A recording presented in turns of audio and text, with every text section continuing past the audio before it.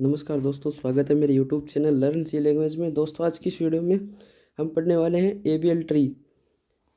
AVL tree क्या होता है डेटा स्ट्रक्चर में। तो फर्स्ट ऑफ ऑल, जो चैनल पर नए हो चैनल को सब्सक्राइब करके वीडियो को लाइक और शेयर करें ताकि हमें नेक्स्ट वीडियो के लिए मोटिवेशन मिलता रहे। तो चलिए बिना देरी की वीडियो को कंटिन्यू करते हैं। और ये एग्ज़ाम्स की दृष्टि से बहुत ही मोस्ट इंपॉर्टेंट टॉपिक है, तो आपको इसको अच्छे से एनालिसिस करना है। देखिए AVL ट्री, फर्स्ट हम इसकी डेफिनेशन देखते हैं कि AVL ट्री क्या होता है, किसने डेवलप किया था। देखिए AVL ट्री का आविष्कार 1962 में GM एडल्सन वेलेस्की और EM लैंडीज के द्वारा डेवलप किया गया था। इसके आविष्कारकों के सम्मान में इस पेड़ का नाम क्या रखा गया है, AVL, क्योंकि एडल्सन के नाम से A आ गया, वेलेंस्की के नाम से V आ गया और लैंडीज के नाम से L। तो AVL है उस ट्री का नाम है, वो फाइंड किया गया AVL ट्री। अब देखिए AVL ट्री का कुछ फैक्ट है वो हम पढ़ते हैं। AVL ट्री को ऊंचाई संतुलित बाइनरी सर्च ट्री के रूप में भी परिभाषित किया जा सकता है, मतलब इसको हाइट बैलेंस्ड सर्च ट्री भी कहा जाता है, जिसमें प्रत्येक नोड एक बैलेंस फैक्टर होता है। मतलब इसमें प्रत्येक नोड का एक बैलेंस फैक्टर होगा जिसकी गणना उसके उप सब ट्री की ऊंचाई और बाएं उप सब ट्री की ऊंचाई से घटाकर की जाएगी। मतलब right sub tree minus height of left sub tree, इसके डिफरेंस को ही हम क्या कहेंगे, बैलेंस फैक्टर कहेंगे। नेक्स्ट पॉइंट है, पेड़ को संतुलित कहा जाता है यदि प्रत्येक नोड का संतुलित कारक -1 से 1 के बीच में है, अन्यथा पेड़ असंतुलित और संतुलित करने की आवश्यकता होगी। अन्यथा वह क्या होगा, पेड़ असंतुलित होगा यदि उसका बैलेंस फैक्टर है वो -1, 0 और 1 नहीं होगा, तो हमें उसको संतुलित करना पड़ेगा। अब आता है इसका बैलेंस फैक्टर। बैलेंस फैक्टर हम एक बार चर्चा कर चुके हैं कि बैलेंस फैक्टर क्या होता है, लेफ्ट सब ट्री की height minus right sub tree की हाइट। अब ये देखिए, इसमें यदि किसी नोड का बैलेंस फैक्टर 1 होगा तो इसका मतलब होगा कि इसका जो बायां वर्क्स है उसके ऊपर से एक स्तर है वो ऊपर है, मतलब उसका जो बायां वर्क्स है वो एक स्तर उससे ऊपर होगा यदि उसका बैलेंस फैक्टर +1 है तो। और यदि किसी नोड का बैलेंस फैक्टर 0 है तो इसका मतलब होगा बायां और दायां जो राइट सब ट्री हैं और लेफ्ट सब ट्री हैं दोनों एक ही समान ऊंचाई पर होंगे, यानी सेम हाइट पर होंगे दोनों। नेक्स्ट है, यदि नोड का बैलेंस फैक्टर -1 है तो इसका मतलब होगा कि जो बायां वृक्ष है वो दाएं वृक्ष से एक स्तर है वो नीचे है। तो ये होगा बैलेंस फैक्टर के मीन्स। अब हम देखते हैं कि बैलेंस फैक्टर किस प्रकार वो फाइंड आउट करते हैं। देखिए निम्नलिखित ट्री है वो AVL ट्री दिया गया नीचे, उसे हम देखते हैं और प्रत्येक नोड से जुड़ा बैलेंस फैक्टर -1 और +1 के बीच में, इसलिए यह एक AVL ट्री का उदाहरण है। अब देखिए हम इसका एग्जांपल देखते हैं। ये एक AVL ट्री दे रखा है यहाँ पर, तो हम इसकी बैलेंस फैक्टर फाइंड आउट करते हैं। देखिए इसके सबसे फर्स्ट हम इसके लास्ट नोड को देखते हैं। तो इसका लास्ट नोड है 25 के ना ही तो राइट में है कोई और ना ही लेफ्ट में है, मतलब इसका बैलेंस फैक्टर 0। अब हम फाइंड आउट करेंगे 50 का कैसे फाइंड आउट करेंगे, उससे पहले हम 75 का करेंगे, क्योंकि 75 के नीचे भी 2 नोड और हैं। तो 75 का क्या होगा, इस नोड का भी 0 इस नोड का भी 0, मतलब 75 वाले का 0। तो ये इसका लेफ्ट सब ट्री का 0, इसका राइट सब ट्री का 0, 0 - 0 0, मतलब इसका 75 वाले का 0 होगा। अब यदि हम 75 वाले का 0 लेते हैं तो ये देखिए इसने 0 है वो मेंशन भी कर रखा है। इसमें क्या होगा, देखिए अब 1, अब इसके राइट सब ट्री कितने हैं, 1 और 1 2, तो 1 - 2 = -1, तो इस 50 वाले का क्या होगा, -1 होगा। उसी प्रकार हम इसका फाइंड आउट करेंगे तो इसके लेफ्ट में कितने हैं 3 और राइट में कितने हैं 2 और 1, तो इसका 100 वाले नोड का जो बैलेंस फैक्टर है वो होगा 1 प्लस में। अब 150 वाले का चेक करते हैं। 150 वाले का चेक करने के लिए हम क्या करेंगे कि यहाँ पर लिखेंगे इसका लेफ्ट सब ट्री 1, इसका राइट सब ट्री 1, तो =0, और इसका 0 और इसका भी 0, ना ही इसका लेफ्ट है और ना ही इसका राइट है, तो इसके भी 0। तो इस प्रकार हम इसका बैलेंस फैक्टर है वो फाइंड आउट करेंगे। अब आता है AVL ट्री का जो संचालन है वो किस प्रकार किया जाता है। देखिए इस तथ्य से के कारण AVL tree binary search tree है, मतलब इसमें बाइनरी सर्च ट्री का अर्थ ये होता है कि इसके लेफ्ट में वह नोड से पेरेंट नोड से छोटी वैल्यू होगी और राइट में पेरेंट नोड से बड़ी वैल्यू है उसको एडजस्ट करेंगे, इसलिए सभी ऑपरेशन उसी तरह किए जाएंगे जैसे एक बाइनरी ट्री के अंतर्गत किए जाते हैं। इसकी खोज और ट्रेवर्सिंग की एवीएल की संपत्ति का उल्लंघन नहीं होगा। मतलब इसकी जो ट्रेवर्सिंग है वो उल्लंघन नहीं कर सकते हम, जैसे बीएसटी को करते थे उसी प्रकार इसको एवीएल को करेंगे। हालांकि सम्मिलन और विलोपन ऐसे ऑपरेशंस इस संपत्ति का उल्लंघन कर सकते हैं। मतलब जो हम इसमें एवीएल ट्री में एलिमेंट्स को जब जोड़ते हैं या एलिमेंट्स को डिलीट करते हैं तो उस टाइम हम इस नियम का वो उल्लंघन कर सकते हैं और इसलिए उसे फिर देखने की आवश्यकता होती है। इस उसके बाद में हम उसे बैलेंस फैक्टर है वो दोबारा इसका ट्राई करते हैं। अब आता है एवीएल ट्री में रोटेशन क्या होती है। देखिए हम एवीएल ट्री में रोटेशन तभी करते हैं जब हमारा बैलेंस फैक्टर -1 0 और 1 के अलावा कोई अन्य हो। अन्य होगा तो हमें इसको संतुलित करना होगा। यदि हमारा बैलेंस फैक्टर प्रत्येक नोड का -1 0 और 1 में से कोई एक नहीं हो तो हम उसको क्या करेंगे, रोटेशन करेंगे। इन तीनों में से कोई भी एक बैलेंस फैक्टर है वो विद्यमान हो सकता है। मूल रूप से इस प्रकार के परिभ्रामक तथ्य है जो इस प्रकार हैं। देखिए L L rotation. L L rotation क्या है कि डाला गया नोड ए के बाईं और सब ट्री के बाएं सब ट्री में है। मतलब इसमें लेफ्ट में ही नोड को है वो डाला जाएगा।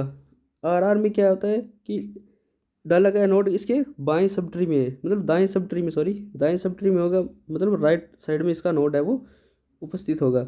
एल में क्या होता है कि डाला गया नोड ए के बाएं और सब ट्री के दाएं में होगा। और आर का इसका जस्ट रिवर्स हो जाएगा कि डाला गया नोड दाएं में होगा और सब ट्री का नोड है वो बाएं में होगा। और यहाँ इसकी एवीएल ट्री के जो नोड्स के बैलेंस फैक्टर है उसके बारे में हमें बताया गया है कि रोटेशन के टाइम आपके जो बैलेंस फैक्टर वो किस प्रकार है वो शो करना है कि पहले घुमाव L R A R L एक घुमाव है जो अगले घुमाव आर एल और एल आर के घुमाव दोहराने पर घुमाव होते हैं। एक पेड़ के ऊपर होने के लिए न्यूनतम ऊंचाई 2 होनी चाहिए। आइए हम प्रत्येक को समझते हैं। आर रोटेशन यानी इसका अर्थ होता है कि राइट राइट रोटेशन। जब बी एस टी असंतुलित होता है, मतलब जब बाइनरी सर्च ट्री हमारा असंतुलित होता है तो एक के दाएं सब ट्री में एक नोड डालने के कारण हम आर रोटेशन करते हैं। हम उसमें एक नोड को है वो इंसर्ट करेंगे, उसके बाद ही हम इसको आर रोटेशन है वो करेंगे। आर रोटेशन एक एंटी क्लॉकवाइज रोटेशन होता है, मतलब ये घड़ी की विपरीत दिशा में कार्य करता है, जो प्रत्येक बैलेंस फैक्टर 2 वाले नोड के प्रत्येक किनारे पर लगाया जाता है। ये देखिए इसमें एग्जाम्पल के द्वारा हमें शो भी कर रखा है कि इसमें 2 1 और 1 है। तो इसमें क्या होगा, इसका बैलेंस फैक्टर ए वाले का 2 है, तो अब 2 है तो इसका क्या करेंगे, हम लेफ्ट रोटेशन करेंगे, यानी इसको लेफ्ट में ले जाएंगे। तो बी हमारा क्या बनेगा, नोड बनेगा। और ए हमारा क्या होगा, इसका सब ट्री। और सी इसके राइट में पहले से ही अवेलेबल है। तो अब हम इसका बैलेंस फैक्टर चेक करते हैं। इसका 0, इसका 0, मतलब बी का भी 0, मतलब हमारा बैलेंस फैक्टर है वो संतुलित है पूरी तरीके से। तो इस प्रकार है ये ट्री है कि संतुलित हमारा एवीएल ट्री होगा। अब नेक्स्ट हमारा पॉइंट आता है L L rotation. L L rotation क्या होता है, देखिए इसका अर्थ होता है left left rotation.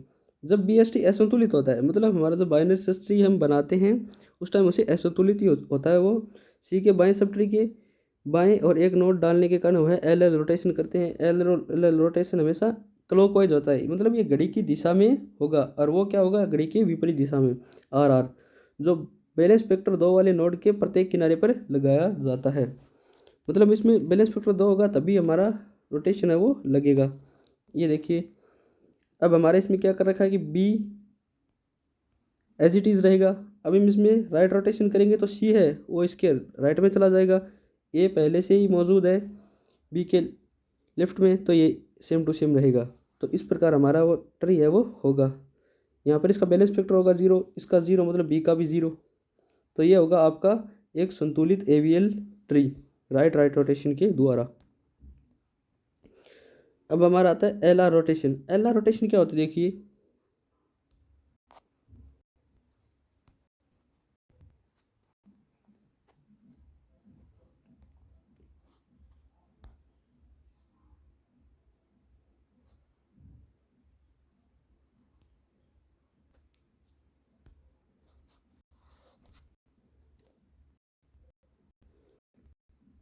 L R rotation में देखते हैं। देखिए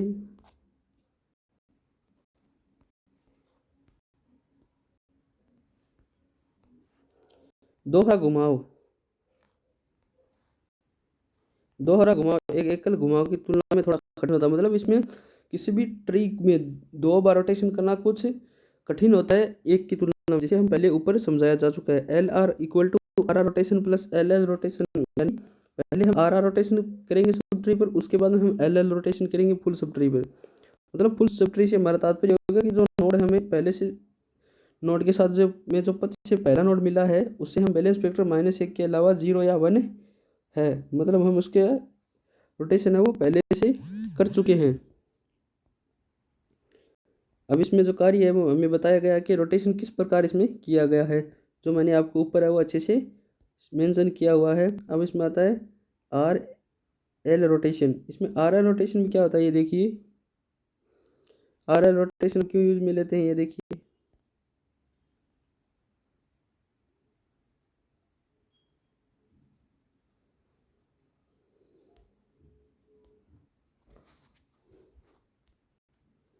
देखिए आर एल रोटेशन देखते हैं।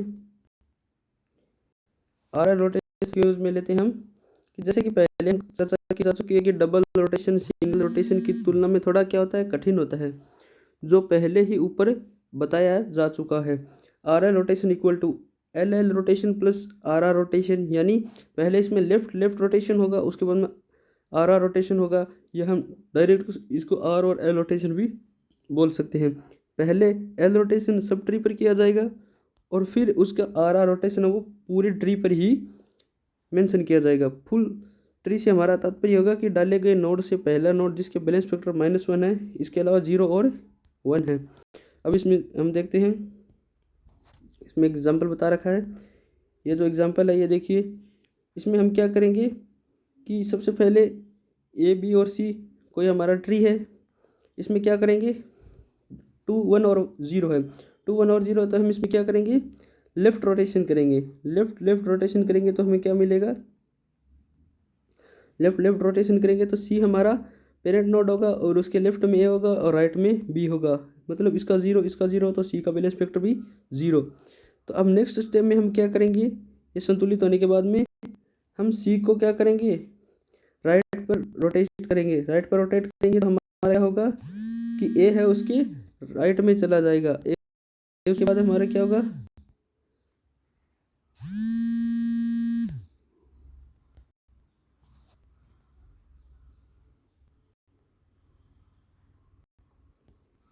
राइट में जाने के बाद हमारा इसका बैलेंस फैक्टर है वो चेंज हो जाएगा। चेंज होने के बाद हमारा जो बी है वो इसका पेरेंट नोड होगा। पेरेंट नोड होने के बाद में हमें इसको दोबारा रोटेशन करना पड़ेगा, हम इसको दोबारा रोटेशन करना पड़ेगा। रोटेशन करने के बाद हम इसको संतुलित कर सकते हैं, मतलब इसका बी है वो पेरेंट नोड बन जाएगा, ए इसका लेफ्ट सब नोड और सी इसका राइट सब नोड है वो बन जाएगा। तो इस प्रकार इसका बैलेंस फैक्टर है वो 0 ही होगा और एक संतुलित एवीएल ट्री है वो बनेगा। तो इस प्रकार हम बाइनरी सर्च ट्री में या एवीएल ट्री में जो रोटेशन होते हैं उसको डिफाइन कर सकते हैं। तो आई होप दोस्तों एवीएल ट्री का रोटेशन है वो आपको समझ में आ गया, एवीएल ट्री भी समझ में आया होगा। यदि समझ में आया तो वीडियो को लाइक करना, चैनल को सब्सक्राइब करना। मिलते हैं ऐसी वीडियो में, तब तक के लिए bye bye, take care, thanks for watching this video, keep supporting us.